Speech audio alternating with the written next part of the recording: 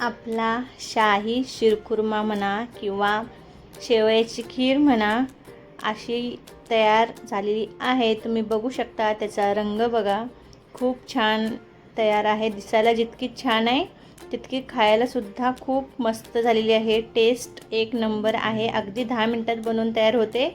तर व्हिडिओ शेवटपर्यंत बघा, आवडला तर लाईक करा। तर इथं घेतलेले आहेत शेवया, ह्या घरच्या शेवया आहेत 100 ग्रॅम, आणि दूध घेतलेलं आहे 1-1.5 लिटर, आणि इथे ड्रायफ्रूट्स आहेत, तुमच्या आवडीनुसार घ्या, आणि साखर आहे 80 ग्रॅम, आणि वेलची घ्या। आणि तुम्ही ह्या शेवया जागी तुम्ही रेडीमेड असतात ज्या भाजका शेवयासुद्धा मार्केटमध्ये भेटतात त्यासुद्धा घेतलात तरी चालेल। तर असा मस्त ह्या फोडून घेते मी, कारण ह्या खूप गोल गोल आहेत ना, मग ह्या मस्त अशा फोडून घ्यायच्या। आणि व्हिडिओ आवडला असेल तुम्हाला लाईक करा आणि चॅनलला सबस्क्राईब करा। दख्खन थाट विथ समृद्धी, आणि तुमचं सगळ्यांचं मनापासून स्वागत करते।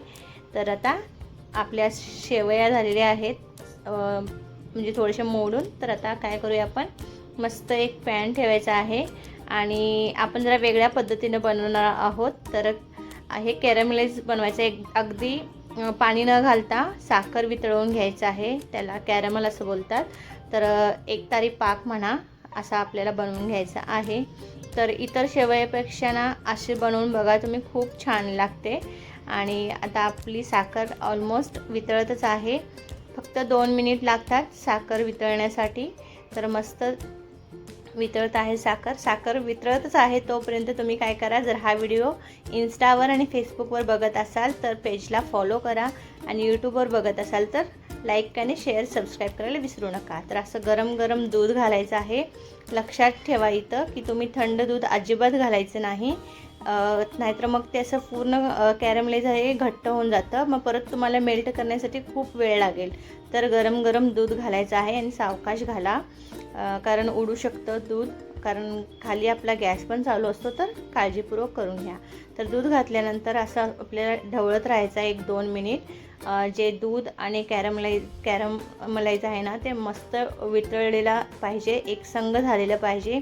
तुम्ही बघू शकता मस्त वाफ आलेली आहे, उकळी येत आहे, असं कंटिन्युअसली हलवून घेत राहा, जेणेकरून आपल्याला ते मिश्रण एकत्र होण्यास मदत होईल। तर तुम्ही बघू शकता रंग आपला बदललेला आहे।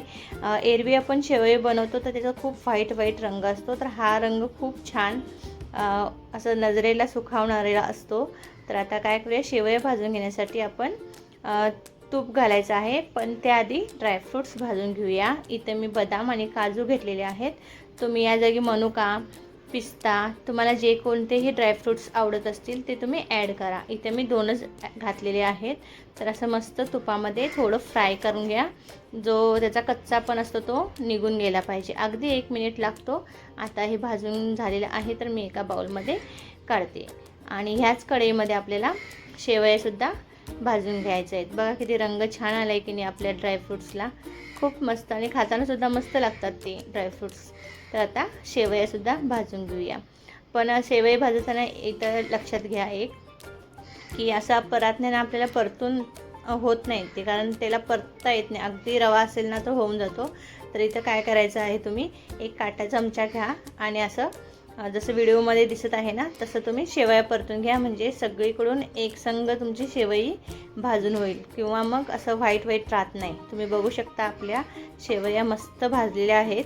तर आता काय करायचं आहे, आपलं हे दूध आहे ना मगाशी आपण बनवलेलं ते त्याच्यामध्ये ओतून घ्यायचं आहे। अगदी हळूहळू काम करा, कारण कढई आपली गरम आहे आणि दूधसुद्धा गरम आहे। तर असं मस्त ओतून घ्यायचं आहे, आणि त्याला एक उकळी येऊ द्यायची आहे। तुम्ही बघू शकता आता जरी पातळ दिसत असेल ना, तर जसं शेवई शिजत येईल ना तसं ते मस्त दाटपणा येतो त्याला। तुम्ही ह्या पद्धतीने नक्की ट्राय करा। आपलं शेवई शिजत आहे तोपर्यंत आपण वेलचीची दाण्याची पावडर करून घेऊया।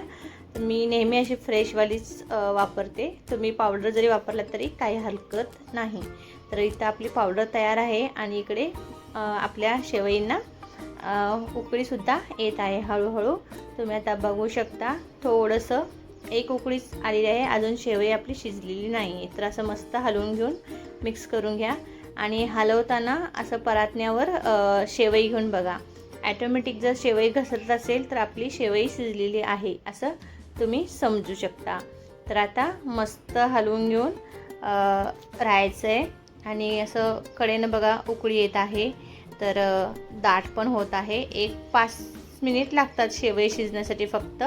जर जाड शेवई असेल तर थोडा वेळ लागू शकतो, पण जर पातळ शेवई असतील ना तर लवकर होऊन जातात. आणि दाट शेवईना थोडंसं जास्त दूध लागू शकतं, पातळ शेवईंना कमी लागतं. तर पातळ शेवई असतील तर 1 लिटर बस होतं आणि जर दाट असतील ना तर 1.5 लिटर लागतं दूध. तर इथं मी बदाम म्हणजे ड्रायफ्रूट्स आणि वेलची पावडर दोन्ही घातलेले आहेत. तुम्ही बघू शकता रंग त्याचा चेंज झालेला आहे. आता सणासुदीचे दिवस चालूच झालेले आहेत. तर अशा रीतीने तुम्ही एकदा शिरखुर्मा म्हणा किंवा शेवयाची खीर म्हणा करून बघा. खूप टेस्टी लागते आणि सगळ्यांना आवडेलसुद्धा. तर आता 1-2 मिनटासाठी आपण झाकण ठेवून देऊया आणि गॅस बंद करायचा आहे. तर गॅस बंद केल्यानंतर मी थोड्या वेळानंतर उघडून बघितलं तर तुम्ही बघू शकता रंग बघा किती छान आलेला आहे. तर खूप मस्त झालेल्या आहेत शेवया. एकदम गोडाचं प्रमाणसुद्धा परफेक्ट आहेत आणि खूप छान शिजलेली आहे, तुम्ही बघू शकतात. तर आता आपण काय करूया, बाउलमध्ये सुद्धा काढून घेऊया. तर बघा एकदम भारी दिसत आहे की नाही. अगदी बघितल्यानंतर असं वाटलं की बाबा आत्ताच लगेच खाल्लं पाहिजे, नाही का. तर आता मी बाउलमध्ये तुम्हाला काढून दाखवते. अगदी परफेक्ट त्याचा जो थिकनेस आहे तो आहे, तुम्ही बघू शकता. गोडवासुद्धा एकदम मस्त आहे, एकदम लाजवाब झालेली आहे. अगदी शाही शिरखुर्मा म्हणा तशा पद्धतीने झालेला आहे. तर आता इथला आपली रेसिपी बनवून तयार आहे. तुम्ही थंड करून खावा किंवा गरम गरम खावा, खूप छान लागते. आणि व्हिडिओ आवडला असेल तर लाईक करा. अशाच नवनवीन रेसिपींसाठी माझ्या चॅनलला म्हणजेच दख्खन थाट विथ समृद्धी या चॅनलला सबस्क्राईब करायला विसरू नका. तर परत पुन्हा भेटूया एका नवीन व्हिडिओसह. तोपर्यंत टाटा, थँक्यू, नमस्कार.